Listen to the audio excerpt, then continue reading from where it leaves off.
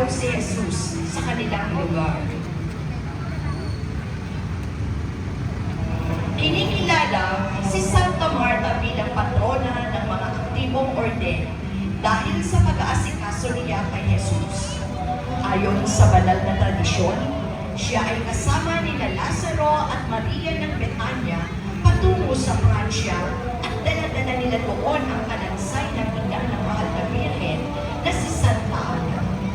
Ang imahe ni Santa Marta de Betania ay nasa pangangalaga ng bahay dalangin ni San Francisco Javier ng nayon ng San Francisco. Santa Marta de Betania, ipanalangin ko kami.